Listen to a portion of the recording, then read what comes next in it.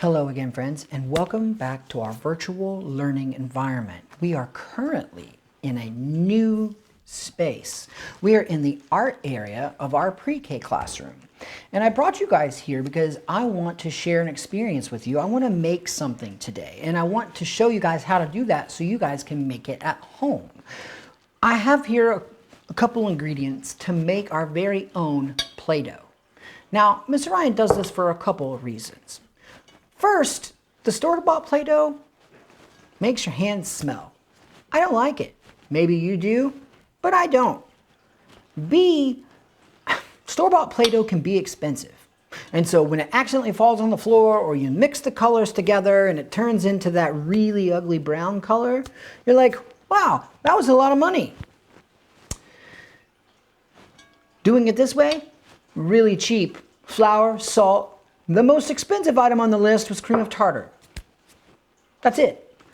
Well, and some oils and water and food coloring for that all-important color. But the last reason really is it's a good vehicle for letting out that energy.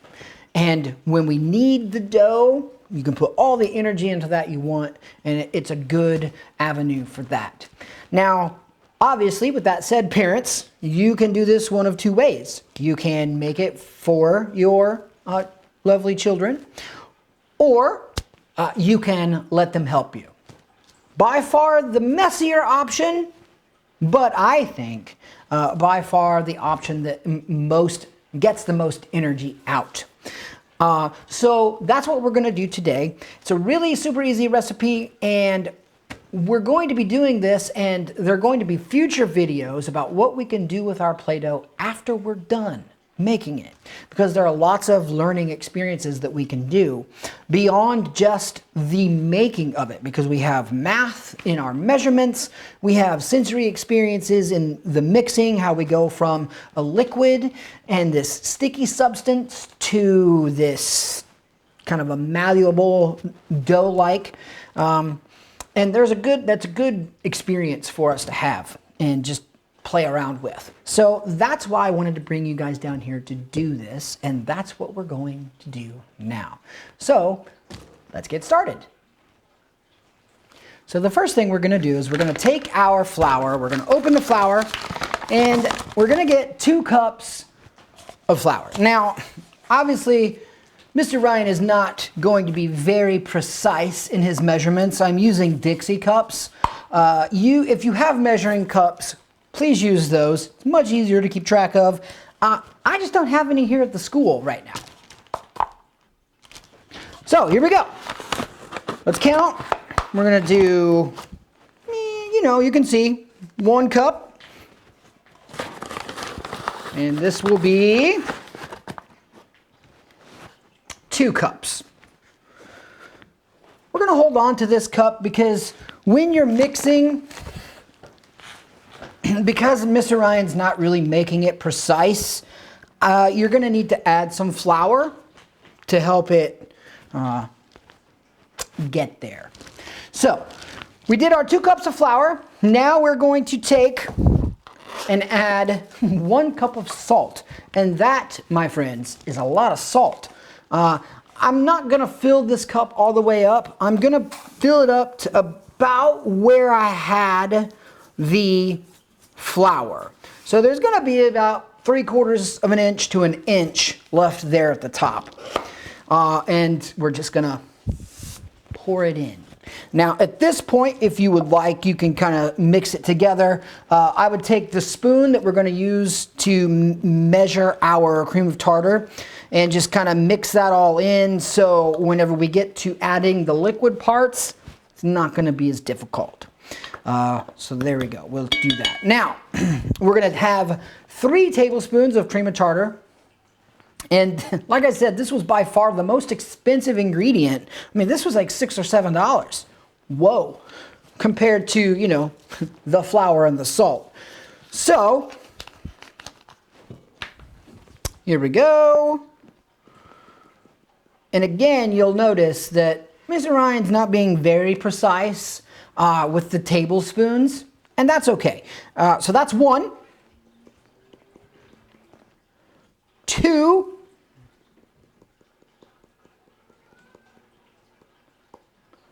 Three.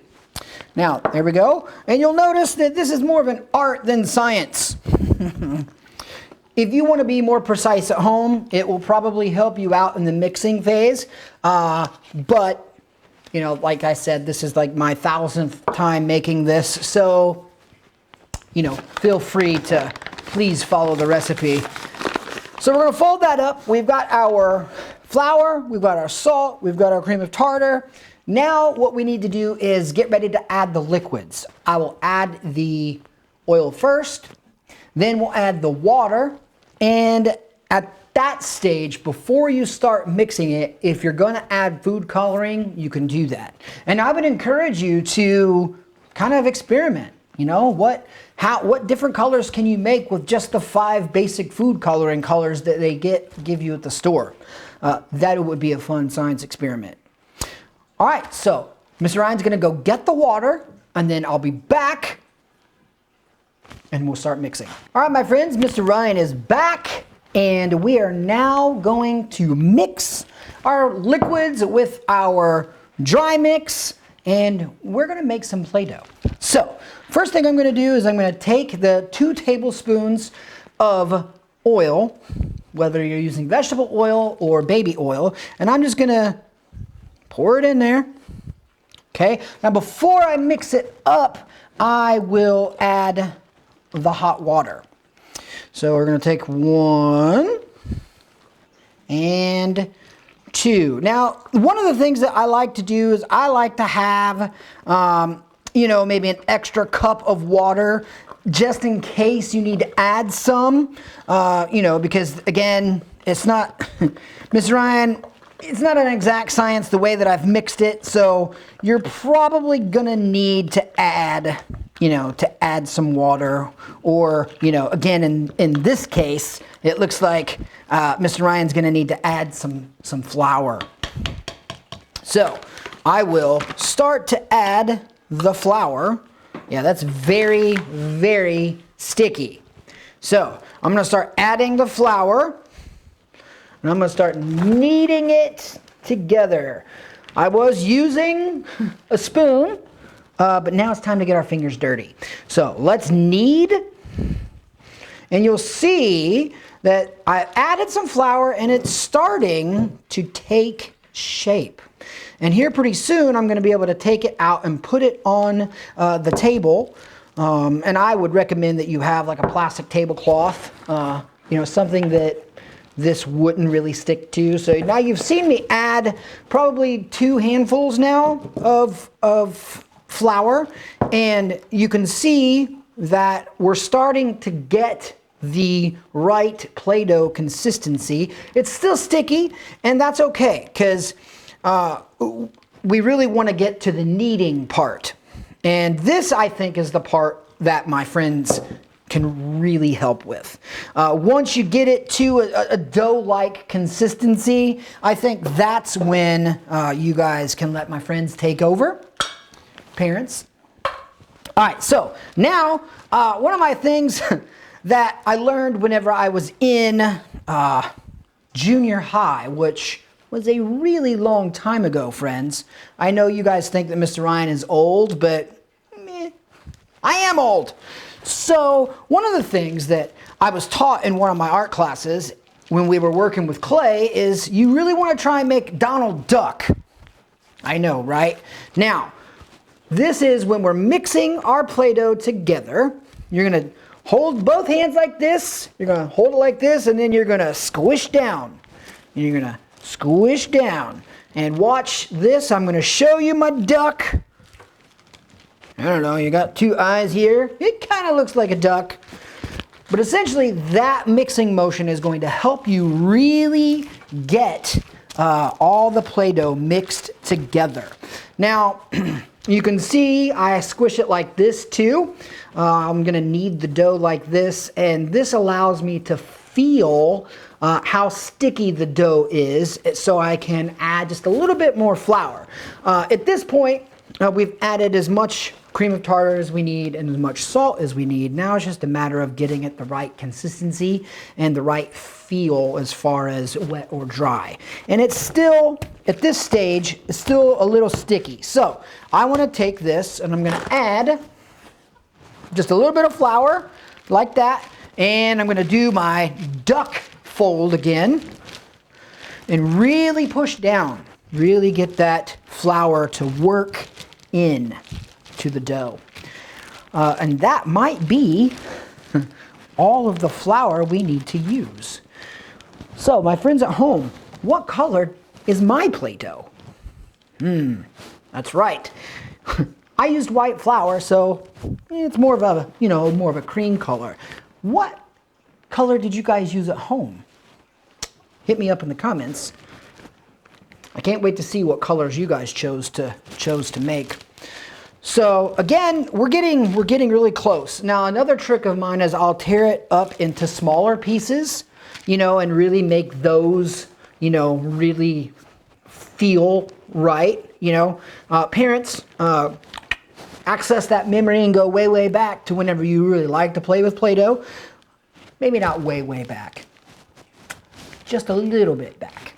And you guys know what Play-Doh is supposed to feel like. So really, kind of need your dough to get that type of consistency. Again, if it's too sticky, just add a little bit of flour at a time and go until it's not sticky. And it really should tear pretty easy. It shouldn't crumble. If it crumbles, you've got too much flour.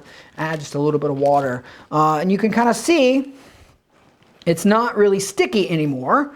We're really close to that Play-Doh consistency. I'm pretty happy with this right now. So I will break it up into smaller pieces so it can speed up the kneading process.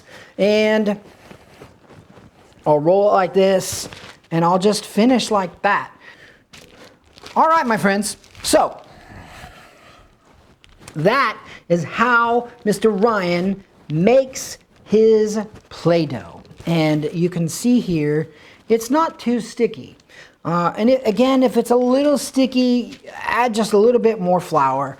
But really, this is pretty good. I'm pretty pleased with the way this has turned out. So let me end here with my little duck face.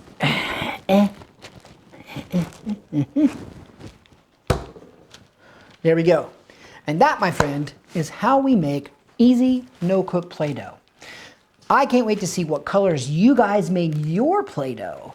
And look forward to some videos coming very soon about things that we can do with our Play-Doh. Beyond making different shapes and using different cutouts, we can do all of those things. But we're going to use our Play-Doh for something else. So, until we meet again, friends, please be safe, wash your hands, soap and water, and I look forward to seeing you guys again soon. Thank you.